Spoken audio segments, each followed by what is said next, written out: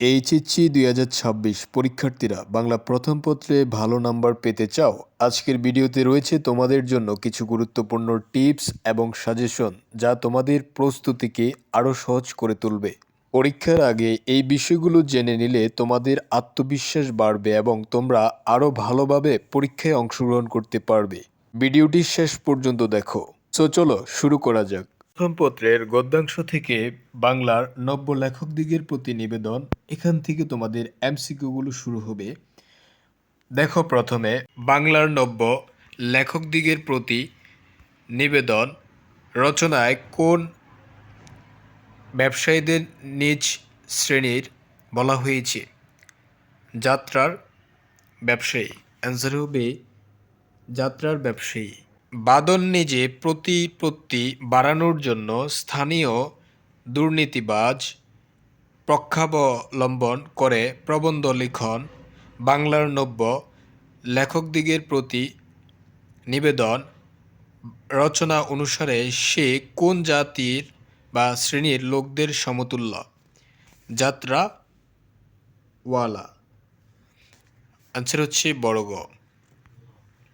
বঙ্কিমচন্দ্রের তার সাহিত্যিক জীবনের 22 বছরে মোট কতটি উপন্যাস রচনা করেন? কতটি উপন্যাস প্রিয় শিক্ষার্থীবৃন্দু? 14টি উপন্যাস রচনা করেন। বঙ্কিমচন্দ্র নিজে কোন উপন্যাসকে ঐতিহাসিক উপন্যাস হিসেবে আখ্যায়িত করেছেন? রাজসিংহ। এরপরে প্রাবন্ধিক বঙ্কিমের পরিচয় পাওয়া যায় নিচের কোন গ্রন্থটিতে? কমলাকান্তের দপ্তর। বঙ্কিমচন্দ্র চরিত কৃষ্ণচরিত প্রবন্ধটি কি বিষয়ক প্রবন্ধ? প্রবন্ধটি হচ্ছে দর্শন ও শাস্ত্রচর্চা বিষয়ক। দর্শন এবং শাস্ত্র চর্চা বিষয়ক।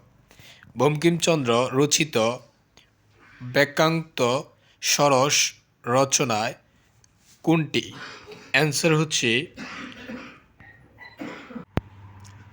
অ্যান্সার হচ্ছে কমলাকান্তের দপ্তর। কমলাকান্তের দপ্তর প্রবন্ধটি প্রকাশিত হয় কত সালে? 1875 সালে প্রকাশিত হয় কমলাকান্তের দপ্তর প্রবন্ধটি। বাংলা সাহিত্যে অসামান্য অবদানের জন্য বঙ্কিমচন্দ্র কোন উপাধিতে ভূষিত হন? সাহিত্য সম্রাট। প্রিয় শিক্ষার্থীবৃন্দু, সাহিত্য সম্রাট। বাংলা সাহিত্যের অসামান্য অবদানের জন্য বঙ্কিমচন্দ্র কোন উপাধিতে ভূষিত হন? সাহিত্য সম্রাট। 13 নম্বর, লেখকের লোকরঞ্জন প্রবৃত্তি প্রবল হয়ে ওঠে কি কারণে? প্রবল হয়ে ওঠে হচ্ছে অর্থ লোভের আশায়। অর্থ লোভের আশায় লিখলে।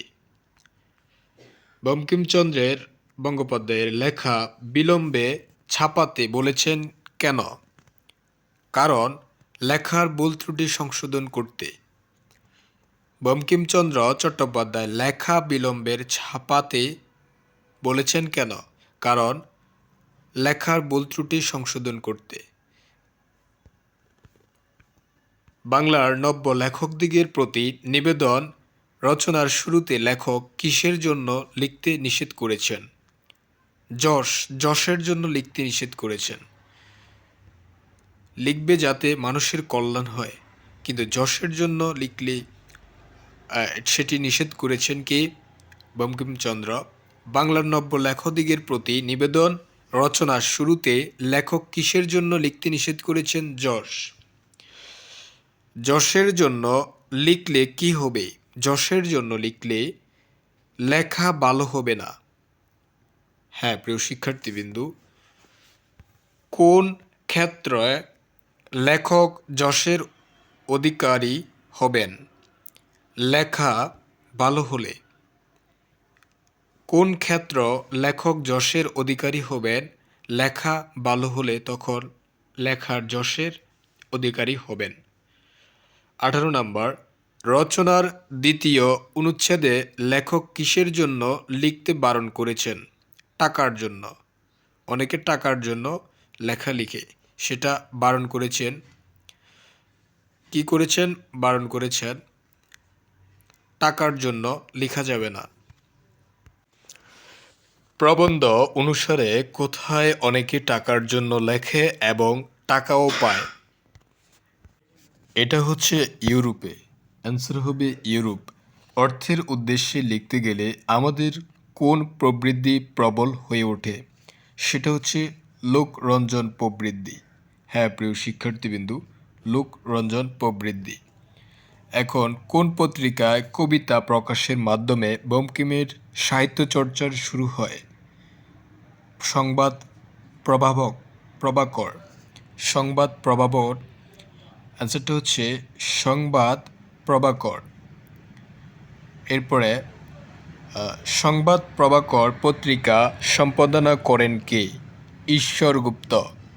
সংবাদ প্রভাকর পত্রিকা সম্পাদনা করেন কে? ঈশ্বর গুপ্ত। বঙ্কিমচন্দ্র রচিত ইংরেজি উপন্যাস কোনটি? রাজমোহনস ওয়াইফ। রাজমোহনস ওয়াইফ। বঙ্কিমচন্দ্র রচিত ইংরেজি উপন্যাস কোনটি? রাজমোহনস ওয়াইফ। রাজমোহনস ওয়াইফ উপন্যাসটি প্রকাশিত হয় কত সালে? 1862 সালে। রাজমোহনস ওয়াইফ উপন্যাসটি প্রকাশিত হয় 1862 সালে। দুর্গেশ নন্দীর প্রকাশ সাল কত? দুর্গেশ নন্দীর প্রকাশ সাল 1865। দুর্গেশ নন্দীর প্রকাশ সাল কত? 1865 সাল।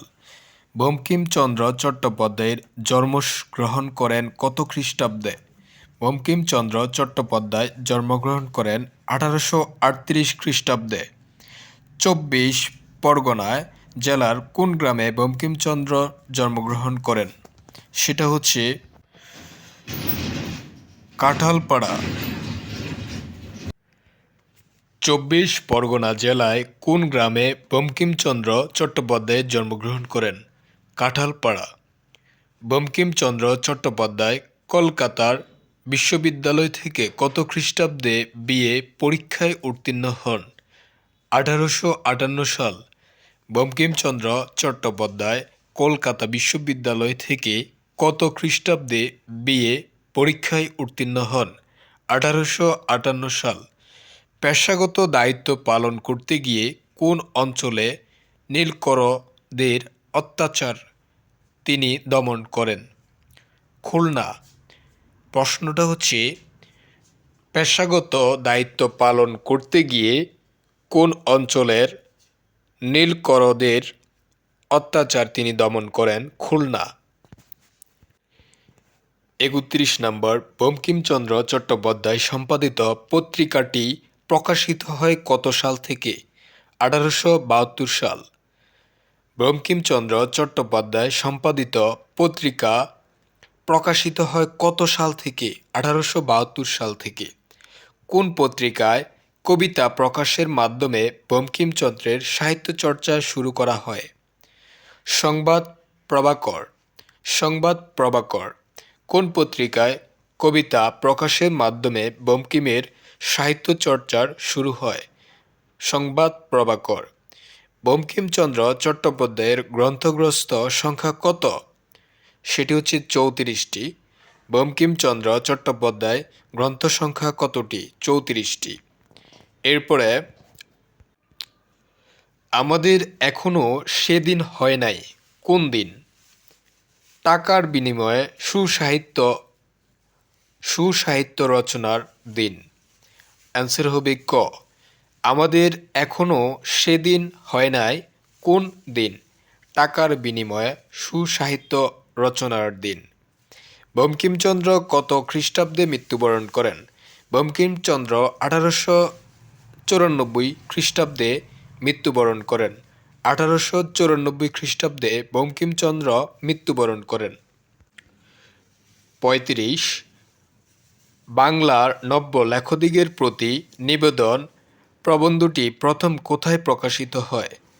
প্রচার পত্রিকায়।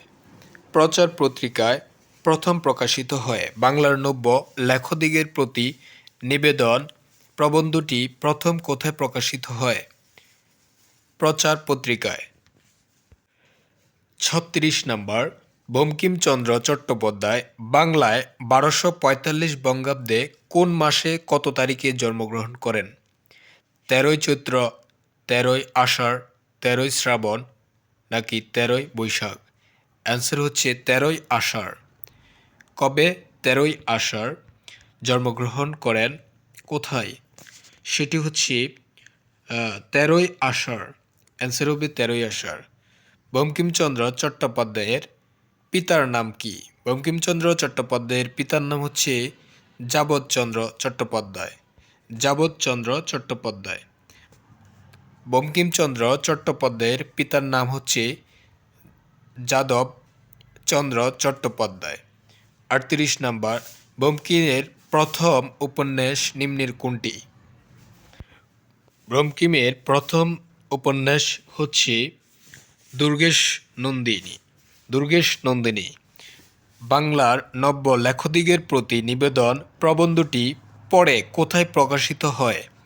বিবিধ প্রবন্ধ।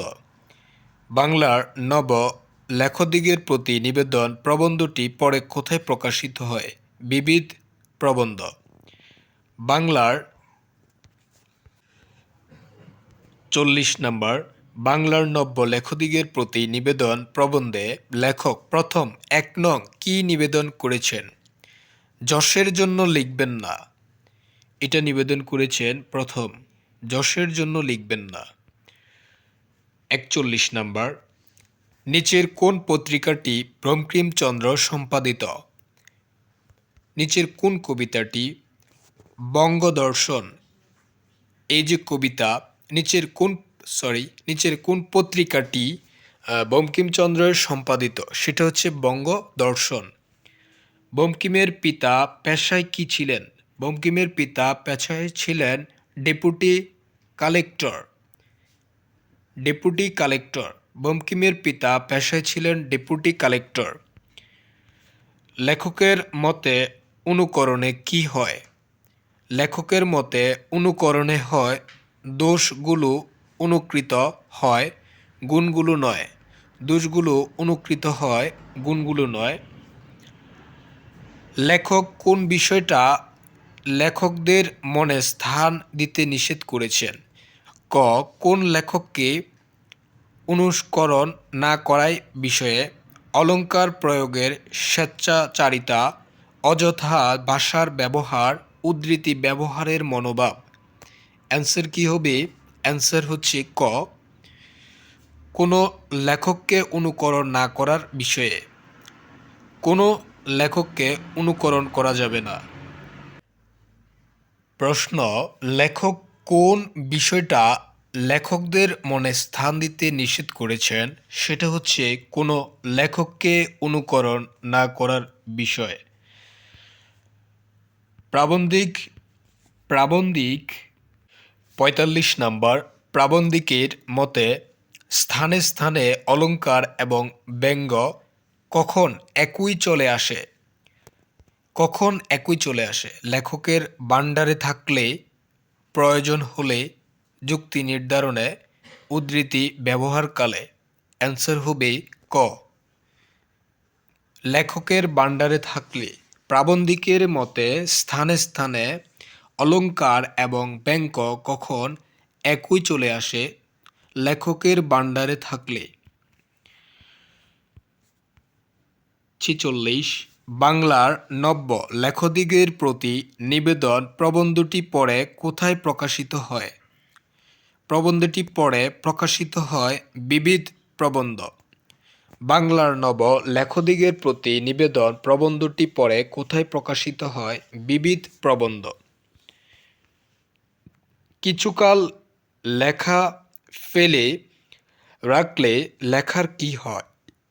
কিছুকাল লেখার অনেক দোষ ধরা পড়ে, লেখা থেকে টাকা আসে, পরিশীলিত হয়, নাকি লেখা থেকে যশ আসে? অ্যান্সার হবে লেখায় অনেক দোষ ধরা পড়ে। কিছুকাল লেখা ফেলে রাখলে লেখার কি হয়? লেখার অনেক দোষ ধরা পড়ে। 48 নাম্বার, কোটেশন শব্দের অর্থ কী? কোটেশন শব্দের অর্থ হচ্ছে উদ্ধৃতি। কোটেশন শব্দের অর্থ কী? কোটেশন শব্দের অর্থ হচ্ছে উদ্ধৃতি। কোটেশন শব্দের অর্থ হচ্ছে উদ্ধৃতি। মনে রাখতে হবে। যশ শব্দের অর্থ কী? যশ শব্দের অর্থ হচ্ছে সুখ্যাতি, সুনাম, কীর্তি। সুখ্যাতি, সুনাম এবং কীর্তি। কিছুকাল লেখা ফেলে রেখে কি করতে বলেছেন প্রাবন্ধিক? নতুন করে লিখতে, নাকি বন্ধুদেরকে দেখাতে, নাকি প্রকাশ করতে, নাকি সংশোধন করতে? বলা হয়েছে অ্যান্সার সংশোধন করতে। যখন কোনো লেখা লিখে ফেলে রাখা হয় তখন সেই লেখাতে ভুলগুলো বা দোষগুলো দেখা দেয়, এজন্য সংশোধন করতে বলেছিল লেখা ফেলে রেখে। 51 নাম্বার, বাংলার নব লেখকদিগের প্রতি নিবেদন প্রবন্ধটির বক্তব্যের তাৎপর্য কী? বক্তব্যের তাৎপর্য হচ্ছে সর্বকালীন বৈশ্বিক আবেদন। সর্বকালীন বৈশ্বিক আবেদন। বাংলার নব্য লেখকদিগের প্রতি নিবেদন প্রবন্ধটি বক্তব্যের তাৎপর্য কী? সর্বকালীন বৈশ্বিক আবেদন। সর্বকালীন বৈশ্বিক আবেদন। অলংকার শব্দের অর্থ কী? অলংকার শব্দের অর্থ হচ্ছে ভূষণ, প্রসাধন, সুবাখ, আমদানি। ভূষণ, প্রসাধন, সুবাখ, আমদানি। পেশাগত জীবনে বঙ্কিম কী ছিলেন? পেশাগত জীবনে বঙ্কিম ছিলেন নিজে ডেপুটি ম্যাজিস্ট্রেট। কি ছিলেন? ডেপুটি ম্যাজিস্ট্রেট ছিলেন কে? বঙ্কিম। বঙ্কিম পেশাগত জীবনে কি ছিলেন? Deputy magistrate. 54 নাম্বার, বঙ্কিমচন্দ্রের মতে সাহিত্য রচনার উদ্দেশ্য কোনটি? বঙ্কিমচন্দ্রের মতে সাহিত্য রচনার উদ্দেশ্য হচ্ছে মানব কল্যাণ। সাহিত্যের মাধ্যমে মানবের কল্যাণ করতে হবে, অর্থাৎ মানুষের কল্যাণে কাজে লাগতে হবে। 55 নাম্বার, বাংলার নব্য লেখকদিগের প্রতি নিবেদন প্রবন্ধে প্রাবন্ধিক নতুন লেখকদের প্রতি নিবেদন তুলে ধরেছেন কতটি? ধরেছেন 13টি। 13টি নিবেদন ধরেছেন। বাংলার নব্য লেখকদিগের প্রতি নিবেদন প্রবন্ধে প্রাবন্ধিক নতুন লেখকদের প্রতি কতটি নিবেদন ধরেছেন? 13টি।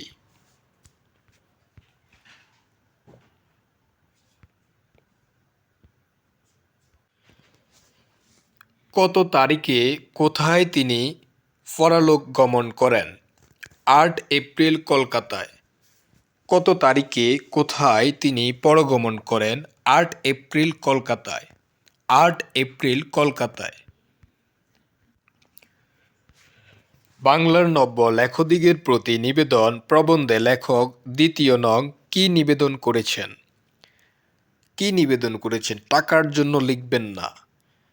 নিবেদন করেছিলেন টাকার জন্য লিখবেন না। কখন? বাংলার নব লেখকদিগের প্রতি নিবেদন প্রবন্ধে লেখক দ্বিতীয় নং কি নিবেদন করেছেন? টাকার জন্য লিখবেন না। 48 নাম্বার, কিছুকাল লেখা ফেলে রাখলে লেখার কি হয়?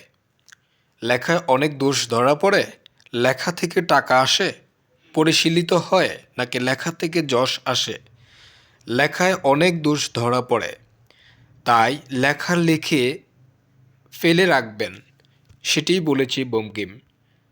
59 নাম্বার, বাংলার নব্য লেখকদিগের প্রতি নিবেদন প্রবন্ধটি বক্তব্যের তাৎপর্য কী?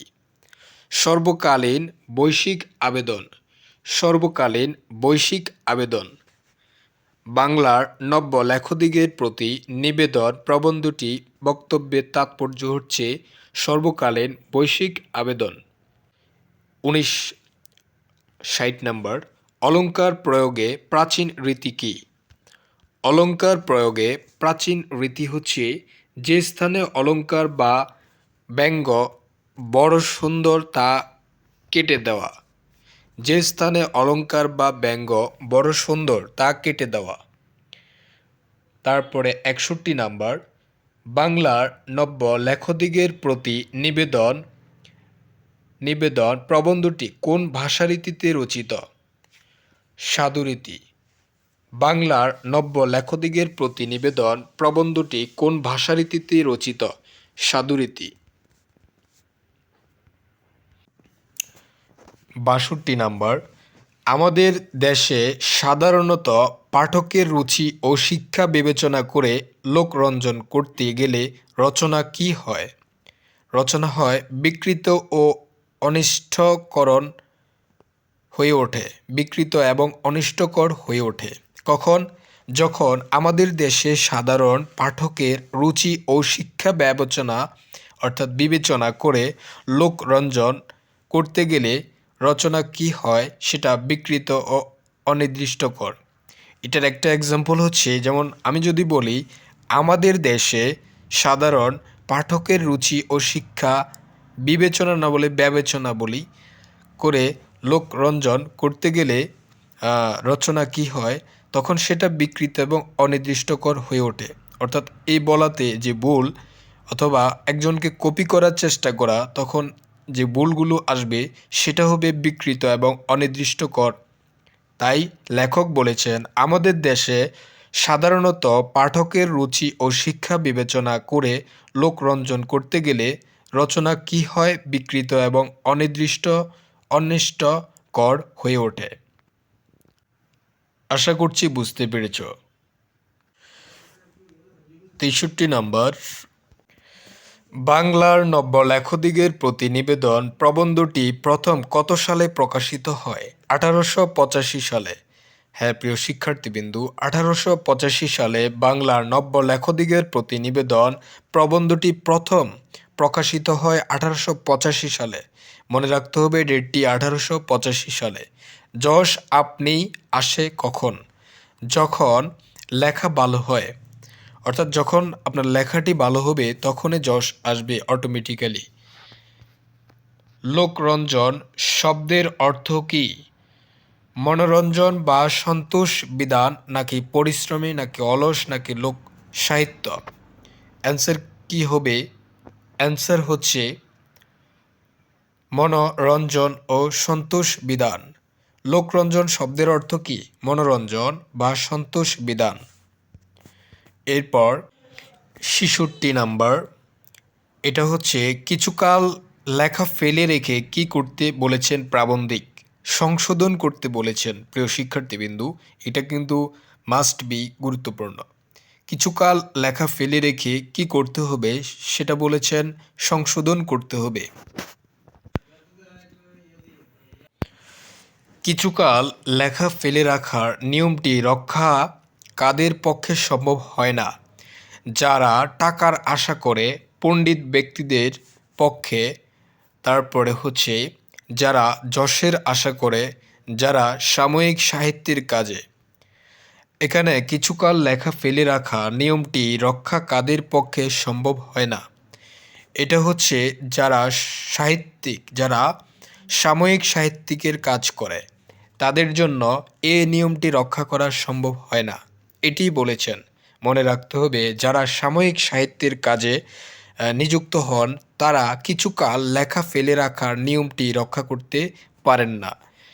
৬৮ নাম্বার, কোন ভাষা হতে লেখক উদ্ধৃত করতে নিষেধ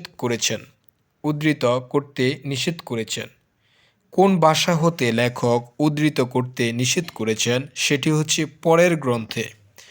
হ্যাঁ প্রিয় শিক্ষার্থীবৃন্দু, পরের গ্রন্থ থেকে কোন ভাষা হতে লেখক উদ্ধৃত করতে নিষেধ করেছেন? পরের গ্রন্থ থেকে।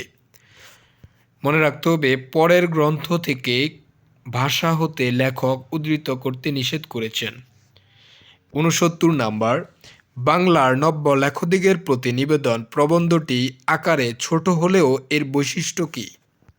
এর বৈশিষ্ট্যটা কি? এখানে বলা হয়েছে চিন্তার মৌলিকত্বের অসাধারণ। বাংলার নব্য লেখকদিগের প্রতি নিবেদন প্রবন্ধটি আকারে ছোট হলেও এর বৈশিষ্ট্য কী? চিন্তার মৌলিকত্বের অসাধারণ। অবশ্যই অসাধারণ। যারা এটা পড়েছ তোমরা জানো। এরপরে 70 নাম্বার, কাব্য, নাটক, উপন্যাস লেখক কতদিন ফেলে রাখতে বলেছেন? 2-1 বছর। হ্যাঁ প্রিয় শিক্ষার্থীবৃন্দ, 2-1 বছর ফেলে রাখতে বলেছেন, শত শত বছর নয়, 2-1 বছর ফেলে রাখতে বলেছেন। এটা মনে রাখতে হবে এমসিকিউর জন্য। কাব্য, নাটক, উপন্যাস লেখক কতদিন ফেলে রাখতে বলেছেন? সেটা হচ্ছে 2-1 দিন, 2-1 বছর, সরি 2-1 বছর। কাব্য, নাটক, উপন্যাস লেখক কতদিন ফেলে রাখতে বলেছেন? 2-1 বছর। সাথে সাথে নোট করে নেবে এবং মুখস্থ করে ফেলবে, ভিডিওটা সেভ করে রাখবে। কাব্য, নাটক, উপন্যাস লেখক কতদিন ফেলে রাখতে বলেছেন? 2-1 বছর। এরপরে আমরা এমসিকিউতে যাব। অপরিচিতা গল্প। অপরিচিতা, রবীন্দ্রনাথ ঠাকুর 1861 সাল জন্ম এবং 1941 সালে তার মৃত্যু, সালটি দেওয়া রয়েছে। এখন আমরা শুরু করব রবীন্দ্রনাথ ঠাকুরের লেখা অপরিচিতা গল্পটি। অপরিচিতা গল্পটি আমরা অনেকেই পড়েছি, এখন আমরা সেটির এমসিকিউ সলভিং করব। দেখো, রবীন্দ্রনাথ সাহিত্য সাধনা করেছেন কত বছর? 64 বছর, নাকি 65, নাকি 55, নাকি 56? হ্যাঁ প্রিয় শিক্ষার্থীবৃন্দু, রবীন্দ্রনাথ ঠাকুর সাহিত্য সাধনা করেছেন হচ্ছে 64 বছর। 64 বছর। 2 নাম্বার, গল্প গুচ্ছের কতটি গল্প সংকলিত হয়েছে? গল্পগুচ্ছে কতটি গল্প সংকলিত হয়েছে? 90টি, 92টি, নাকি 94টি, না 95টি? গল্পগুচ্ছে কতটি গল্প সংকলিত হয়েছে? 95টি। হ্যাঁ প্রিয় শিক্ষার্থীবৃন্দু, 95টি গল্পগুচ্ছে কতটি গল্প সংকলিত হয়েছে? সেটি হচ্ছে 95টি।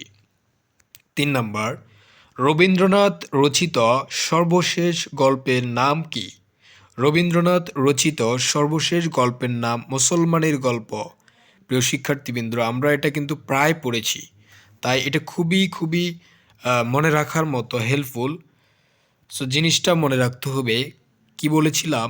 রবীন্দ্রনাথ রচিত সর্বশেষ গল্পের নাম হচ্ছে মুসলমানের গল্প। মুসলমানের গল্প। 4 নাম্বার, কোথায় বসবাসের কাল রবীন্দ্রনাথের ছোট গল্প রচনার স্বর্ণযুগ? কলকাতা, সিরাজগঞ্জের শাহজাদপুর, নাকি আত্রাইয়ের প্রতিশর, নাকি কুষ্টিয়ার শিলাইদহ? অ্যান্সার হবে কুষ্টিয়ার শিলাইদহ। আমরা এই শব্দটির সাথে অনেকেই জড়িত বা মনে রাখি, আবার অনেকের জেলা হচ্ছে কুষ্টিয়াতে। তো জিনিসটা মনে রাখতে হবে, বসবাসের কাল কোথায় রবীন্দ্রনাথের ছোট গল্প রচনার স্বর্ণযুগ বলা হয়? কুষ্টিয়ার শিলাইদহে বসবাসরত কালে রবীন্দ্রনাথের ছোট গল্প রচনার স্বর্ণযুগ বলা হয়। ছোট গল্প রচনা যখন করেছেন তখন স্বর্ণযুগ বলা হয়েছে কুষ্টিয়ার শিলাইদহ বসবাসরত অবস্থায়। 20 শতকে রবীন্দ্র গল্পে কি প্রাধান্য পায়? 20 শতকে রবীন্দ্র গল্পে কি প্রাধান্য পায়? বাস্তবতা। যখন 20 শতক চলে তখন রবীন্দ্রনাথের গল্পে কি প্রাধান্য পেয়েছে? বাস্তবতাটা কি প্রাধান্য পেয়েছে। তারপরে 6 নাম্বার, কোন কাব্যগ্রন্থে শ্রেষ্ঠ কবিতাগুলো রবীন্দ্রনাথ শিলাইদহে থাকাকালে রচনা করেন? কি বলা হয়েছে? কোন কাব্যগ্রন্থে শ্রেষ্ঠ কবিতাগুলো রবীন্দ্রনাথ শিলাইদহে থাকাকালে রচনা করেন? সোনার তরী, নাকি মানসী, নাকি জন্মদিনে, নাকি ফুরবি? অ্যান্সার হবে সোনার তরী। আমরা অনেকেই সোনার তরীর সাথে জড়িত। দেখো, কোন কাব্যগ্রন্থের শ্রেষ্ঠ কবিতাগুলো রবীন্দ্রনাথ শিলাইদহে থাকাকালে রচনা করেন?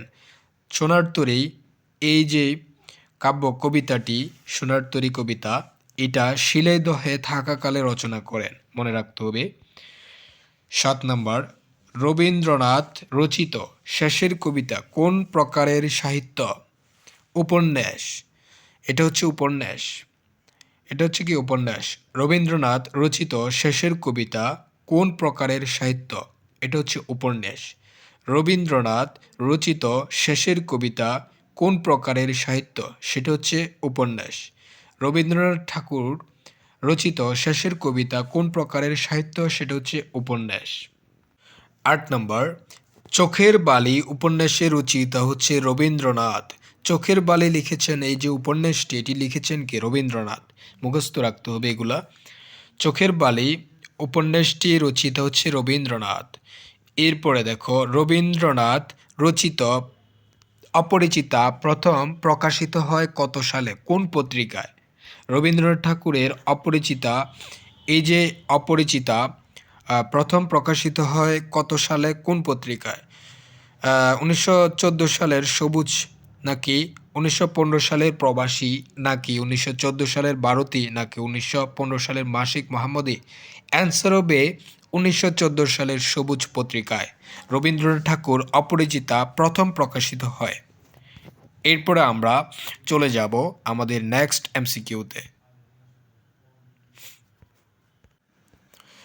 গোরা রবীন্দ্রনাথের কোন প্রকারের সাহিত্য? রাজনৈতিক উপন্যাস। কোনটি? গোরা, এই যে সাহিত্যটি, সেটি হচ্ছে রাজনৈতিক একটি উপন্যাস। সেটি লিখেছেন রবীন্দ্রনাথ ঠাকুর। মনে রাখতে হবে, গোরা রবীন্দ্রনাথের কোন প্রকারের সাহিত্য, সেটি হচ্ছে রাজনৈতিক উপন্যাস। 11 নম্বর, গল্প গুচ্ছের কোন খণ্ডে অপরিচিতা গল্পটি সংকলিত হয়েছে? তৃতীয় খণ্ডে। হ্যাঁ প্রিয় শিক্ষার্থীবৃন্দু,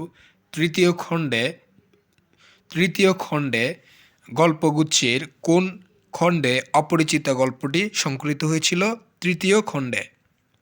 রবীন্দ্রনাথ রচিত গল্পে প্রাধান্য পেয়েছে কি?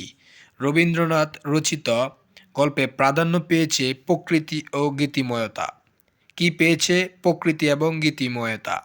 রবীন্দ্রনাথ রচিত গল্পে প্রাধান্য পেয়েছে প্রকৃতি ও গীতিময়তা। 13 নম্বর, অ্যান্সার হচ্ছে রবীন্দ্রনাথ ঠাকুর কুষ্টিয়ার শিলাইদহে বসবাস করেছিলেন কেন? 1 নম্বর, জমিদারি দেখাশোনার জন্য, নাকি তীর্থে যাবেন বলে, নাকি ভ্রমণের পিপাসায়, নাকি আসন্ন মৃত্যুর কথা ভেবে? অ্যান্সার হবে কি? রবীন্দ্রনাথ ঠাকুরের, প্রশ্নটি আবার পড়ছি, রবীন্দ্রনাথ ঠাকুর কুষ্টিয়ার শিলাইদহে বসবাস করেছিলেন কেন? জমিদারি দেখাশোনার জন্য। রবীন্দ্রনাথ ঠাকুর জমিদারি দেখাশোনার জন্য কুষ্টিয়ার শিলাইদহে বসবাস করেছিলেন জমিদারি দেখাশোনার জন্য।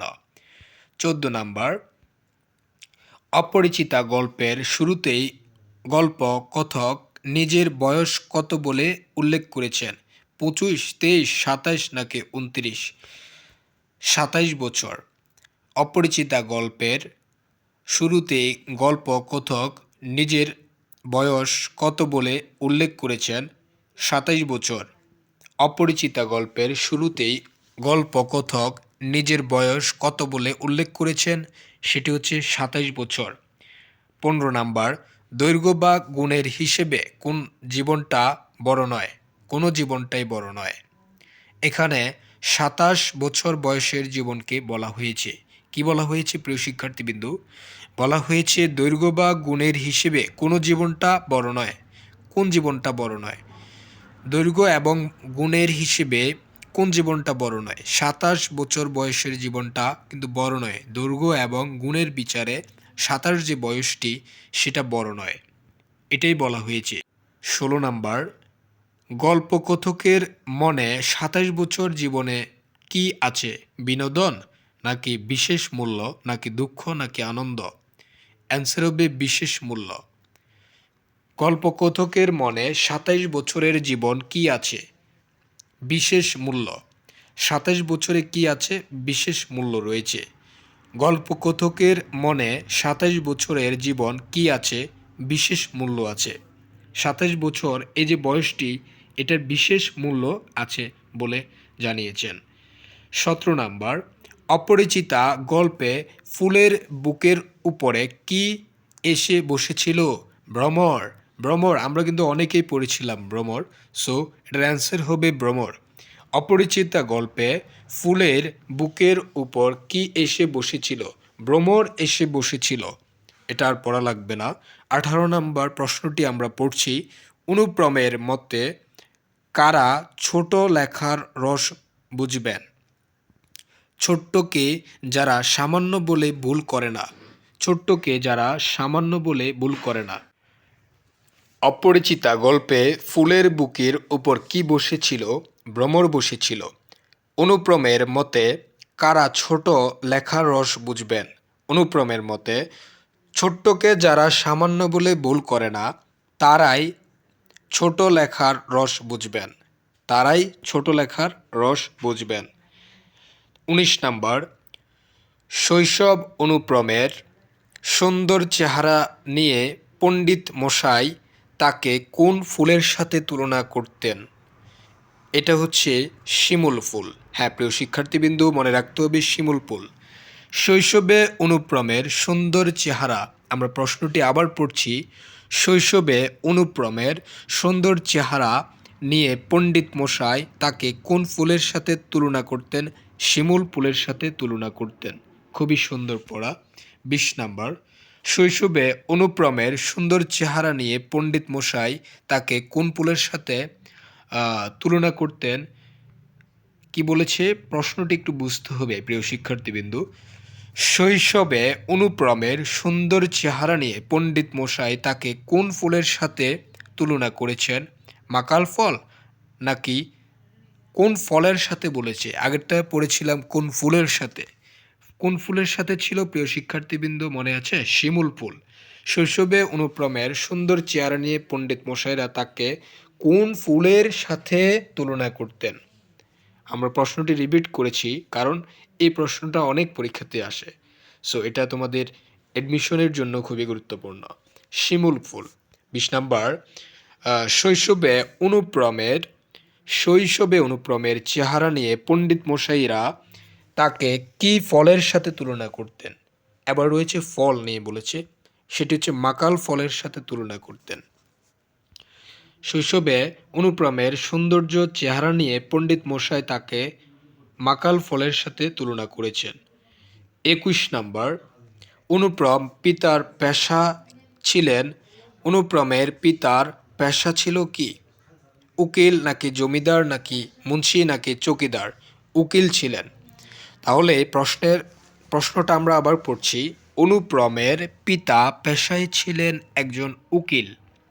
ওকে। অনুপ্রমের পিতার আর্থিক অবস্থার পরিবর্তনের কারণ? ওকালতি করে প্রচুর পয়সা উপার্জন। ওকালতি করতে গিয়ে পথে বসেন। ওকালতিতে তার কোনো উপার্জন হয়নি। ওকালতিতে উপার্জনের পয়সা সে সবাইকে ভাগ করে দিত। অ্যান্সার কী হবে প্রিয় শিক্ষার্থীবৃন্দু? ওকালতি করে প্রচুর পয়সা উপার্জন। ওকালতি করে প্রচুর পয়সা উপার্জন। অনুপ্রমের পিতার আর্থিক অবস্থার পরিবর্তনের কারণ হচ্ছে ওকালতি করে সে প্রচুর অর্থ উপার্জন করেছিল। আমরা ২৩ নম্বর প্রশ্নটি পড়ছি। অনুপ্রমের পিতার জীবন প্রথম অবকাশ এসেছিল কখন? ধনী হওয়ার আগে, যৌবনে, নাকি ধনী হওয়ার পরে, নাকি মৃত্যুতে? অনুপ্রমের পিতার জীবনে প্রথম অবকাল এসেছিল কখন? যখন তার মৃত্যু হয়েছে তখন তার প্রথম অবকাশ হয়েছিল। অবকাশ হয়েছিল কখন? মৃত্যুতে। অনুপ্রমের পিতার মৃত্যুতে জীবনের প্রথম অবকাশ হয়েছিল তার মৃত্যুতে। ২৪ নম্বর প্রশ্নটি আমরা পড়ছি। অনুপ্রম কার হাতে মানুষ? মামার নাকি মায়ের নাকি চাচার নাকি দাদার নাকি পিসির? অ্যান্সার হচ্ছে ১, সেটা হচ্ছে মায়ের। অনুপ্রম কার হাতে মানুষ? সেটি হচ্ছে মায়ের হাতে সে মানুষ হয়েছে।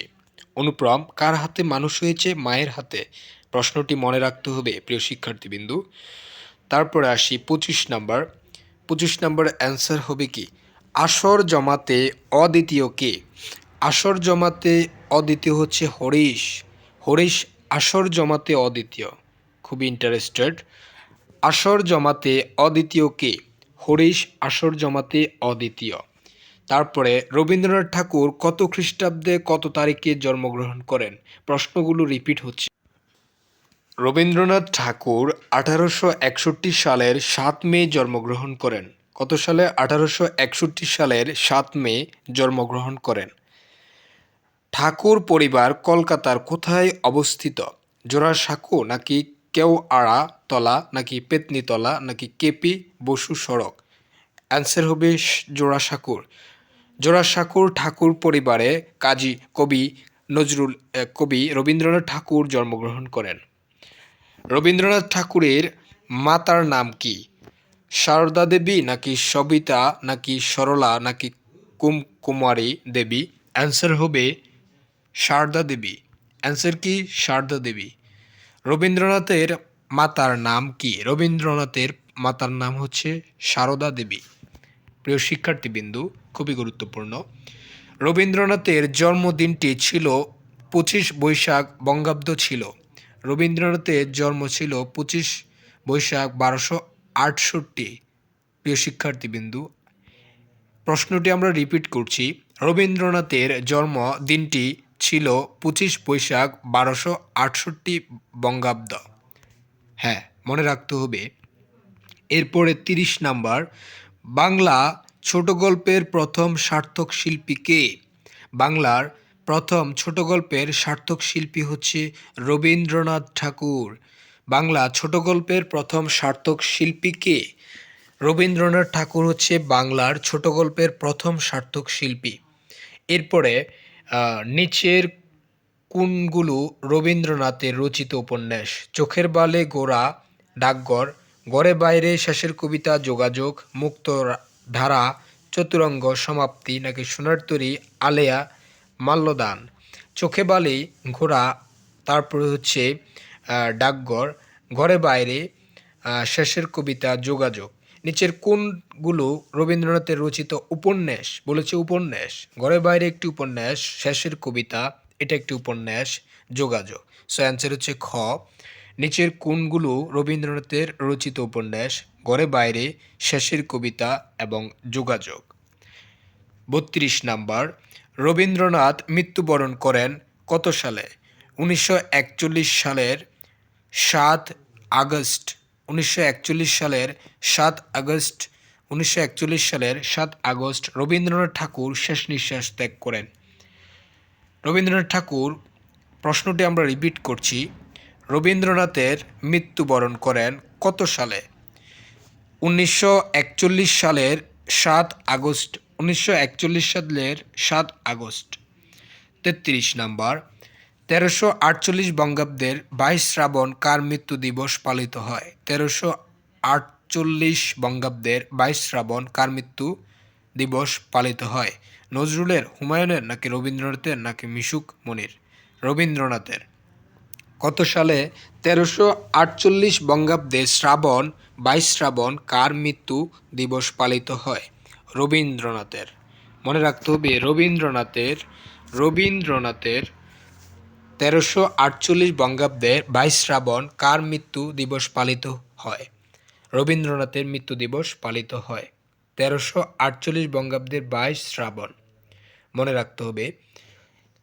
34 নাম্বার, অপরিচিতা গল্পে ফলের মতো গুটি বলতে বোঝানো হয়েছে নিজের অপূর্ণ মানসত্তাকে নাকি ফলের গুটি নাকি ফুলের গুটি নাকি কাচের গুটি?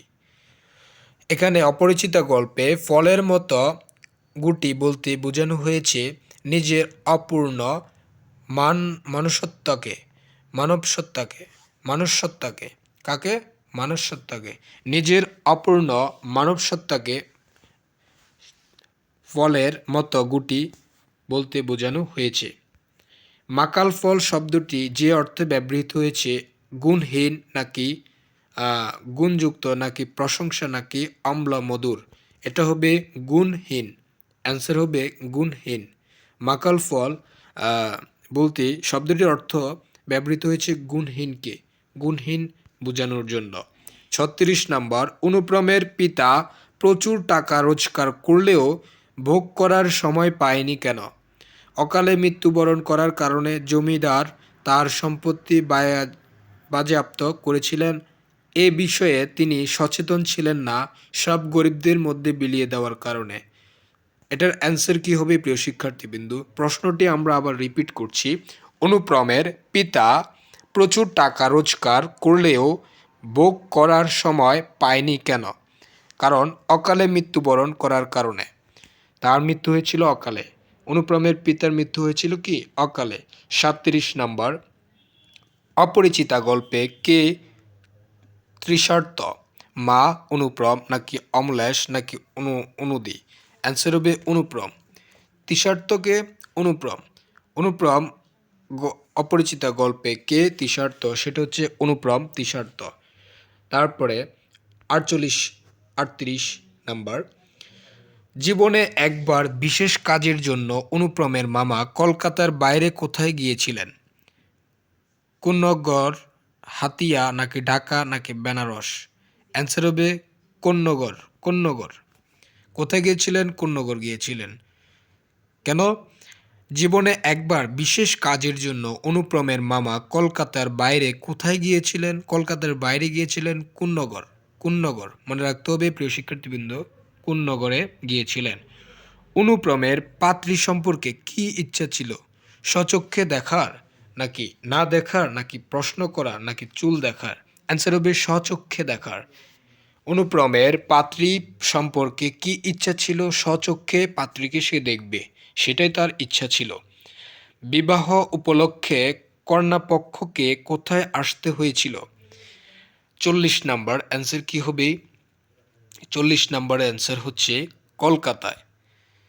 পাত্রীপক্ষকে দেখতে কলকাতায় আসতে হয়েছিল। প্রশ্নটা কি ছিল? বিবাহ উপলক্ষে কন্যাপক্ষকে কোথায় আসতে হয়েছিল? কন্যাপক্ষকে আসতে হয়েছিল হচ্ছে অনুপ্রম ও কল্যাণীর কলকাতায় আসতে হয়েছিল। এরপরে 41 নাম্বার, অনুপ্রম ও কল্যাণীর বিয়েতে কি সম্বন্ধে পাকাপাকি কথা হয়েছিল? অ্যান্সার হবে পণ। পণ নিয়ে পাকাপাকি কথা হয়েছিল।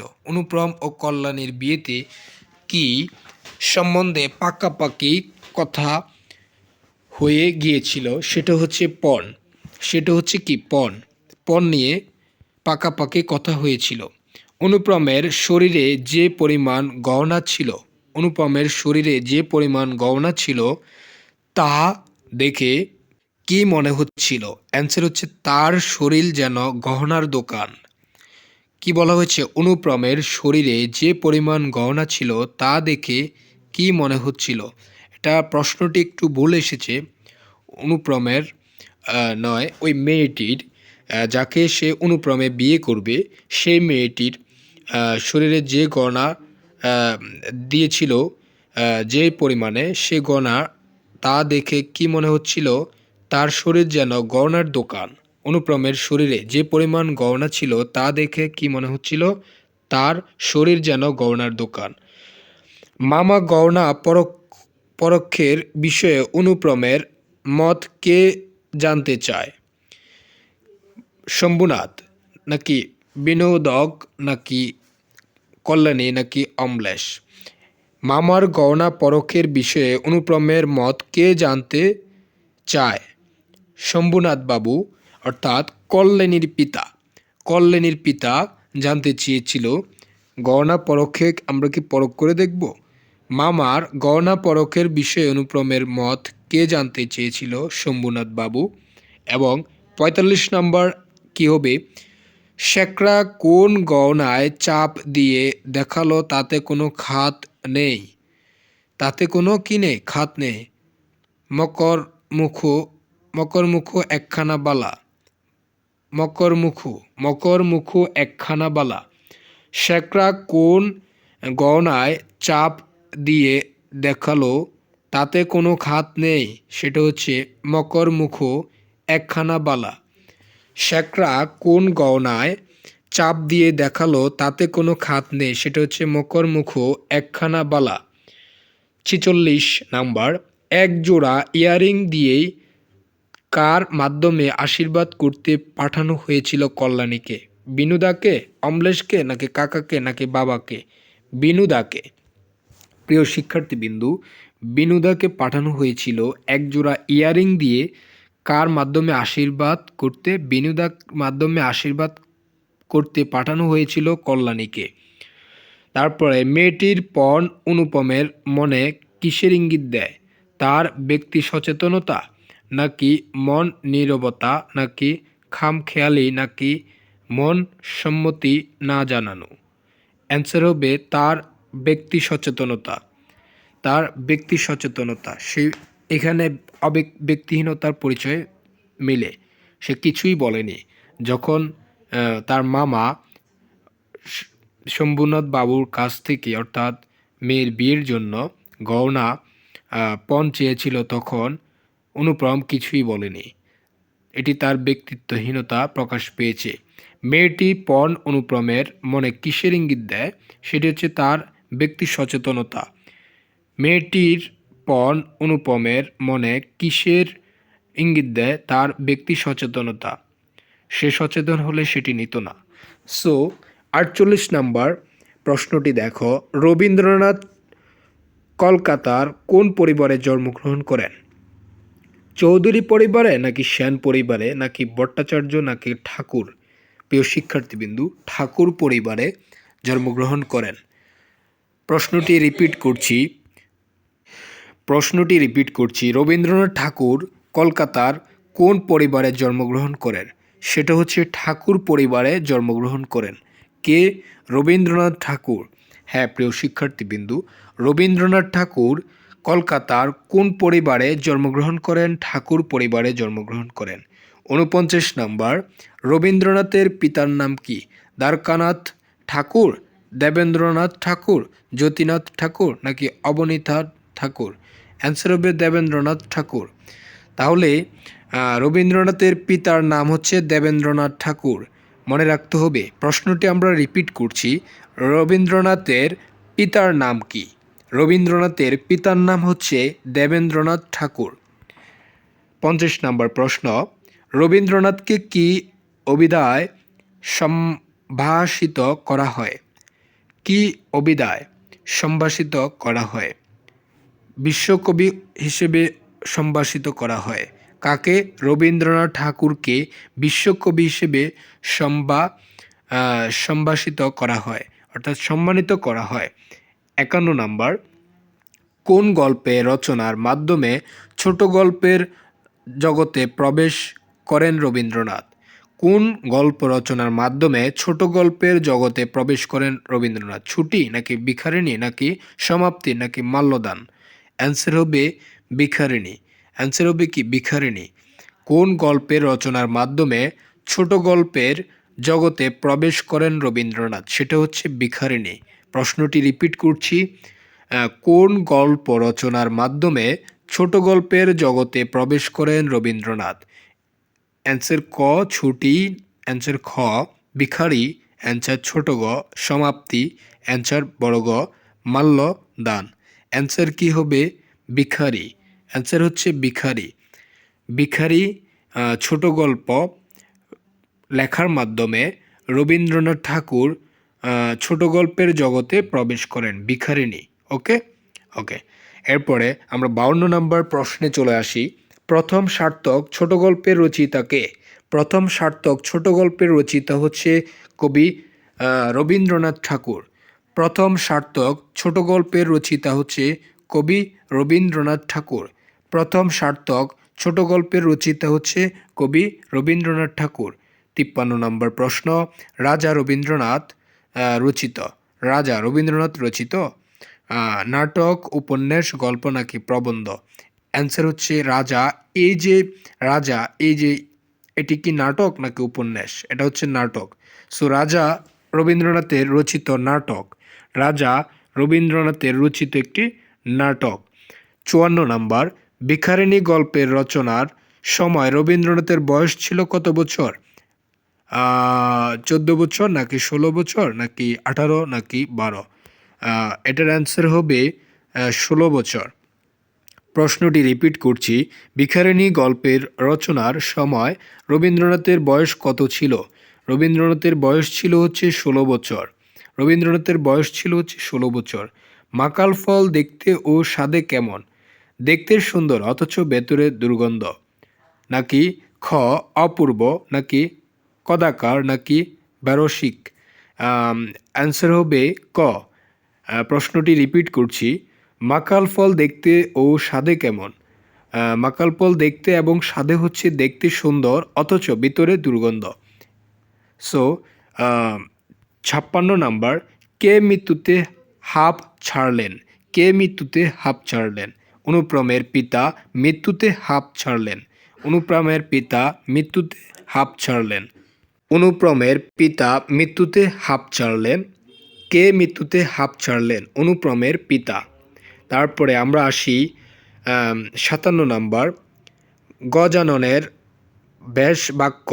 গজাননের ব্যাস বাক্য হচ্ছে গজ আনন যার, সেই হচ্ছে গজানন।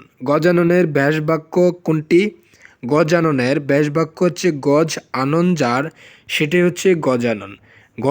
গজ আনন যার, সেটা হচ্ছে গজানন। এরপরে 58 নাম্বার, কোন ঘটনাকে অপরিচিতা গল্পের শীর্ষ মুহূর্ত বলা যায়? কোন ঘটনাকে, প্রশ্ন রিপিট করছি, কোন ঘটনাকে অপরিচিতা গল্পের শীর্ষ মুহূর্ত বলা যায়? এটার অ্যান্সার হচ্ছে শম্ভুনাথ কর্তৃক কন্যা সম্প্রদানের অসম্মতি। শম্ভুনাথ কর্তৃক কন্যা সম্পাদনে অসম্মতি। প্রশ্নটা কি ছিল? প্রশ্নটা ছিল কোন ঘটনাকে অপরিচিতা গল্পের শীর্ষ মুহূর্ত বলা যায়? কোন ঘটনাকে বলা যায়? সেটা হচ্ছে শম্ভুনাথ কর্তৃক কন্যা সম্প্রদানে অসম্মতি। 59 নাম্বার, অপরিচিতা গল্পের কল্যাণীকে আশীর্বাদ করতে যায় কে? হরিশ নাকি মামা নাকি বিনু নাকি মা? অ্যান্সার হবে বিনু। অ্যান্সার হচ্ছে বিনু। অপরিচিতা গল্পের কল্যাণীকে আশীর্বাদ করতে গিয়েছিল বিনু। সো অ্যান্সার হচ্ছে বিনু। রবীন্দ্রনাথ কোথায় মৃত্যুবরণ করেন? জোড়াসাঁকোর নাকি প্রতিসরে নাকি শাহজাদপুরে নাকি মহাদেবপুরে? অ্যান্সার হবে জোড়াসাঁকোর ঠাকুর পরিবারে মৃত্যুবরণ করেন। জোড়াসাঁকোরে উনি মৃত্যুবরণ করেন। কবি রবীন্দ্রনাথ ঠাকুর জোড়াসাঁকোরে মৃত্যুবরণ করেন। 61 নাম্বার, কার পদক্ষেপের কথা আভাসিত হয়েছে? কার পদক্ষেপের কথা আভাসিত হয়েছে? অ্যান্সার হচ্ছে ভ্রমরের। অ্যান্সার হচ্ছে ভ্রমরের। প্রশ্নটি আমরা রিপিট করছি, কার পদক্ষেপের কথা আভাসিত হয়েছে? ভ্রমরের। কার পদক্ষেপের কথা আভাসিত হয়েছে? সেটি হচ্ছে ভ্রমরের। এরপরে আমরা 62 নাম্বার প্রশ্নে আসি। অনুপ্রমেকে মাকাল ফলের সাথে তুলনা করাতে পণ্ডিত মশাইয়ের কী ধরনের মনোভাব ফুটে উঠেছে? বিদ্রুপাত্মক, প্রশংসা, অনাদর নাকি অবজ্ঞা? বিদ্রুপাত্মক। বিদ্রুপ্রাপ্তক, ঠিক আছে, বিদ্রুপ্রাপ্তক এজন্য। সো এখন দেখো, অনুপ্রমকে মাকাল ফলের সাথে তুলনা করাতে পণ্ডিত মহাশয়ের কী ধরনের মনোভাব ফুটে উঠেছে? এটা হচ্ছে বিদ্রুপাত্মক, ঠিক আছে, বিদ্রুপাত্মক। আমার কন্যার গহনা আমি চুরি করব, এ কথা যারা মনে করে তাদের হাতে আমি কন্যা দিতে পারি না। উক্তিটি প্রকাশ পেয়েছে শম্ভুনাথ বাবুর ক্ষোভ, অভিমান নাকি আত্মমর্যাদাবোধ নাকি একগুঁয়েমি? কোনটা? অ্যান্সার হবে কি? অ্যান্সার হবে বড় গ, আত্মমর্যাদা। তার আত্মমর্যাদা ছিল বলেই মেয়ের গয়না যখন খুলে নিতে চেয়েছে, খুলে পরিমাপ করার জন্য বলেছিল অপরিচিতা গল্পের অনুপ্রমের, তখন অনুপ্রমের মামা, তখন শম্ভুনাথ বাবু সেটি বুঝতে পেরেছেন যে অনুপ্রম কিছুই বলছে না। তো যার কারণে শম্ভুনাথ বাবু তার আত্মমর্যাদা বোধে যে আমার মেয়ের গয়না খুলে পরিমাপ করবে, সেটি তো হতে পারে না। যদি হয় তাহলে তার সাথে তার মেয়েকে বিয়ে দিবে না। এজন্যই এটাতে তার আত্মমর্যাদা বোধ প্রকাশ পেয়েছে। সো আমরা 64 নাম্বার প্রশ্নে চলে যাচ্ছি। আসর জমাতে অদ্বিতীয় কে? হরিশ। হ্যাঁ প্রিয় শিক্ষার্থীবিন্দু, আসর জমাতে অদ্বিতীয় হচ্ছে হরিশ। আসর জমাতে অদ্বিতীয় হচ্ছে হরিশ। ৬৫ নম্বর প্রশ্ন, পিতার অবর্তমানে অনুপ্রমের আসল অভিভাবক হন কে? পিতার অবর্তমানে অনুপ্রমের আসল অভিভাবক হন হচ্ছে তার মামা। প্রশ্নটি রিপিট করছি, পিতার অবর্তমানে অনুপ্রমের আসল অভিভাবক হন তার মামা। ৬৭ নাম্বার, পৃথিবীতে অনুপ্রমের ভাগ্যদেবতার প্রধান এজেন্ট কে? অনুপ্রমের মামা, অনুপ্রমের মা, অনুপ্রমের কাকা, অনুপ্রমের বাবা। অ্যান্সার কি হবে? অনুপ্রমের মামা। পৃথিবীতে অনুপ্রমের ভাগ্যদেবতার প্রধান এজেন্ট কে? প্রশ্নটি রিপিট করছি, পৃথিবীতে অনুপ্রমের ভাগ্যদেবতার প্রধান এজেন্ট হচ্ছে অনুপ্রমের মামা। ওকে, ৬৮ নাম্বার প্রশ্নে আমরা চলে যাচ্ছি। টাকার প্রতি আসক্তি কার অস্থিমজ্জায় জড়িত? মামার, মায়ের, কাকার নাকি বাবার? অ্যান্সার হচ্ছে মামার। প্রশ্নটি আমরা রিপিট করছি, টাকার প্রতি আসক্তি কার অস্থিমজ্জায় জড়িত? মামার। সো আমরা ৬৯ নাম্বার প্রশ্নে চলে যাচ্ছি। মেয়ের চেয়ে মেয়ের বাপের খবরটাই তাহার কাছে গুরুত্বর। কার কথা বোঝানো হয়েছে? অনুপ্রমের মামার, অনুপ্রমের বাবার, অনুপ্রমের মার, অনুপ্রমের কাকার।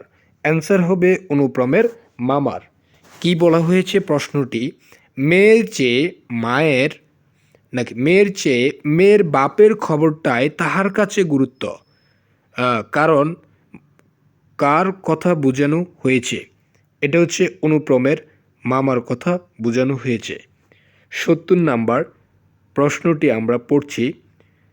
কল্যাণী তার বাবার একমাত্র সন্তান।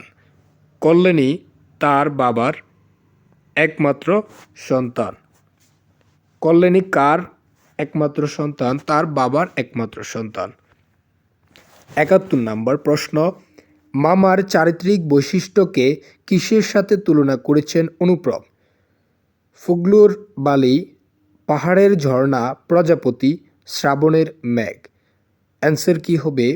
অ্যান্সার হবে ফল্গুর বালি। ফল্গুর বালি। মামার চারিত্রিক বৈশিষ্ট্যকে কিসের সাথে তুলনা করেছে অনুপ্রব? ফল্গুর বালি। ফল্গুর বালি। ৭২ নম্বর প্রশ্ন দেখি আমরা। অনুপ্রমের বন্ধু হরিশ কাজ করে কোথায়? কানপুরে, মধুপুরে, নিশ্চিন্তপুরে নাকি শিবগঞ্জে? অ্যান্সার হবে কানপুরে অনুপ্রমের বন্ধু হরিশ কাজ করে। কানপুরে অনুপ্রমের বন্ধু হরিশ কাজ করে। শ্বশুরের সামনে অনুপ্রমের মাথা হেঁট করে রাখার কারণ কি? শ্বশুরের ব্যবহারে, লজ্জায়, মামার গহনা পরীক্ষার কারণে, বিয়ের আয়োজন দেখে। প্রশ্নটি রিপিট করছি, তোমরা বুঝতে পারবে। দেখো, অনুপ্রমের শ্বশুরের সামনে, অর্থাৎ শম্ভুনাথ বাবু হচ্ছে অনুপ্রমের শ্বশুর, তার সামনে অনুপ্রমের মাথা হেঁট করে রাখার কারণ কি? কারণ হচ্ছে মামা গহনা পরীক্ষার কারণে। মামা যখন গহনা পরীক্ষা করেছিল, অর্থাৎ ছোট লোকে এই কাজটি করেছিল, তখন অনুপ্রমের শ্বশুর শম্ভুনাথ বাবু তাকে বাধা দিয়েছে, সেটির কারণে অনুপ্রমের মাথা হেঁট হয়েছে, সে বিষয়টি বলা হয়েছে। ৭৪ নাম্বার, কোন কথা শুনে অনুপ্রমের মামা মন ভার হলো? অ্যান্সার হবে মেয়ের বয়স বেশি বলে, নাকি মেয়েদের টাকা কম বলে, মেয়ের মামা নেই বলে, মেয়ের চেহারা কুৎসিত বলে। অ্যান্সার হবে মেয়ের বয়স বেশি বলে। মেয়ের বয়স বেশি বলে অনুপ্রমের মামা। প্রশ্নটি বোঝা খুবই গুরুত্বপূর্ণ। কোন কথা শুনে অনুপ্রমের মামার মন ভার হলো? মেয়ের বয়স বেশি বলে। ৭৫ নাম্বার প্রশ্ন, অপরিচিতা গল্পের কল্যাণীর বিয়ে না করার কারণ কি ছিল? লোকলজ্জা, অপরাধ, আত্মমর্যাদা নাকি পিতার আদেশ? অ্যান্সার কি হবে? আত্মমর্যাদা। অপরিচিতা গল্পের কল্যাণীর বিয়ে না করার কারণ কি ছিল? আত্মমর্যাদা, আত্মমর্যাদার কারণে সে বিয়ে করেনি। ৭৬ নম্বর প্রশ্ন, কে অনুপ্রমের মন উতলা করে তুলল? কে অনুপ্রমের মনটা উতলা করে তুলল? সেটা হচ্ছে হরিশ। হরিশ তার বিয়ের সম্বন্ধ নিয়ে এসেছিল, তাই অনুপ্রম মন উতলা। ৭৭, কেমন ঘরের কন্যা মামার পছন্দ নয়? ধনী ঘরের, তন্নজ্জ ঘরের, ভিখুরের ঘরের নাকি গরিবের ঘরের? কেমন ঘরের কন্যা মামার পছন্দ নয়? গরিব ঘরের নাকি ধনী ঘরের? কেমন ঘরের মামা পছন্দ নয়, কন্যা পছন্দ নয়, সেটি হচ্ছে ধনী ঘরের। মাঝারি অর্থাৎ মাঝারি ধরনের মেয়ে পছন্দ।